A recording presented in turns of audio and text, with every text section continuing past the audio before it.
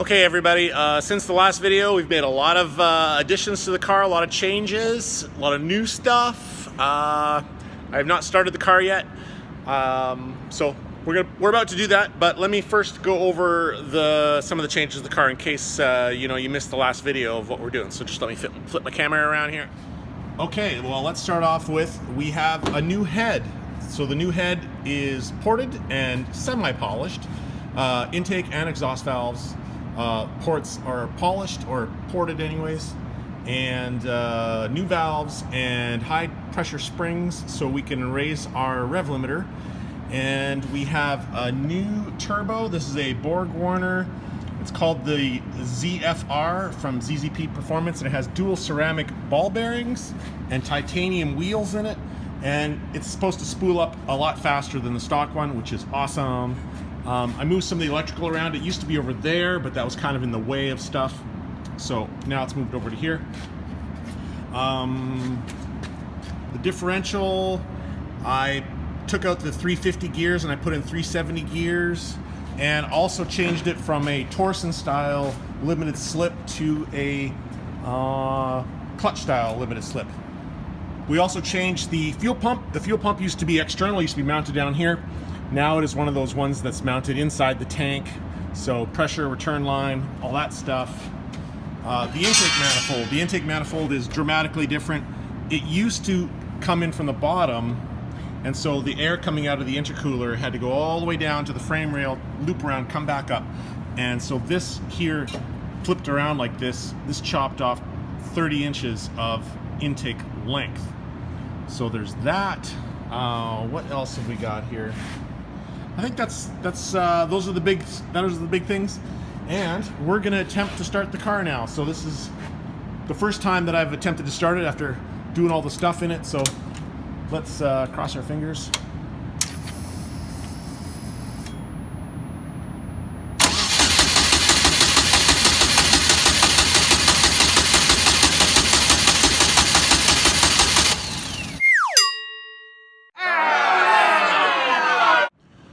Okay, so bad news, the car won't start. I put my diagnostics on it, and the only thing, well, first thing I did was I checked all the connections, make sure everything's connected, everything's grounded, I got proper grounds.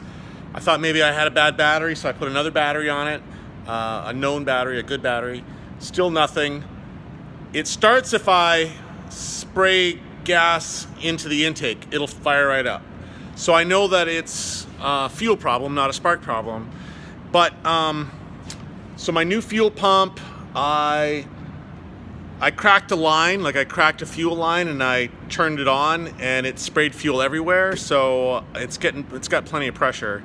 Now, the way my system works is, and let me flip this around so I can show you how this works.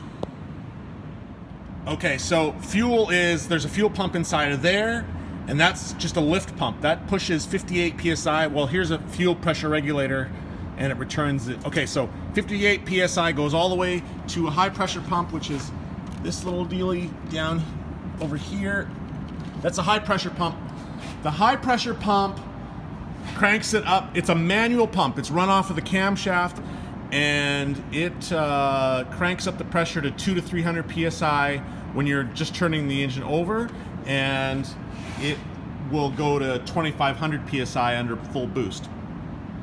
So when I am cranking it over, the fuel pressure in the fuel rail should be 200 to 300 PSI. It's only 7 PSI. So either I have a fuel pressure sensor that's a problem in the fuel rail, not likely, or the mechanical pump has magically failed between being taken off the other head and put on this head, also not likely. So I'm thinking the most likely answer is, in all my moving of wire harness around from over here to over there, that a wire got cracked, like a wire broke. Because that's happened before. When I very first installed this wiring harness, it turned out those itty bitty little wires in that wiring harness are kind of brittle, and that one of the wires got broken. So unfortunately, I'm gonna have to pull a lot of shit apart here to figure out what's going on, and I'm not going to bore all of you with play-by-play of that, but there's a lot of stuff that's going to have to be removed. So anyways, I'll come back once I've got some stuff removed, or maybe once I've got some answers. Okay, everybody, I figured it out. It was a ridiculous problem. I'm not even going to share with you because it's so insignificant, but it is solved now, and I'm pretty sure it'll start up. Pretty sure. I've performed all the checks. It seems like I have fuel pressure where I'm supposed to have fuel pressure, so I'm going to go push the button now and let's see what happens.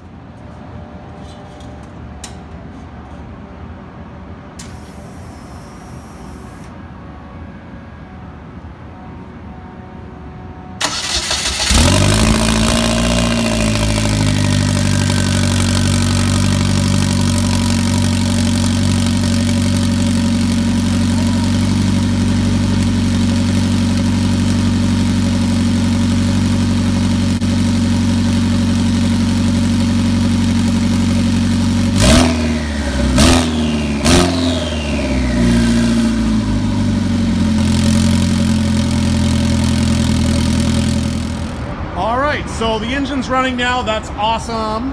So what I did was I pressure tested the whole intake system using this little device here. This goes into the intake like before the turbo, and then I can pressurize it with air, and I can then check, I spray stuff on all the connections. I spray soapy water to see if anything is leaking.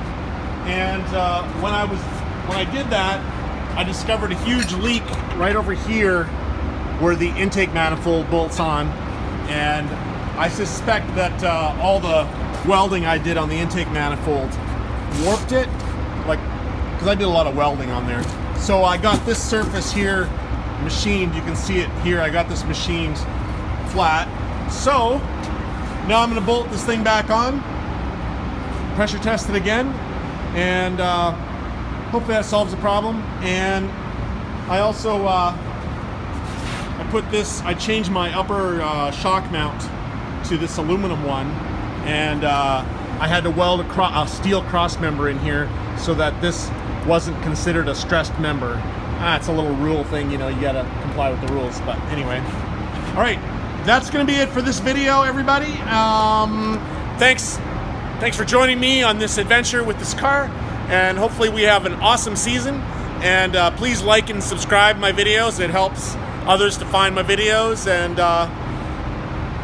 that's all. All right, see ya.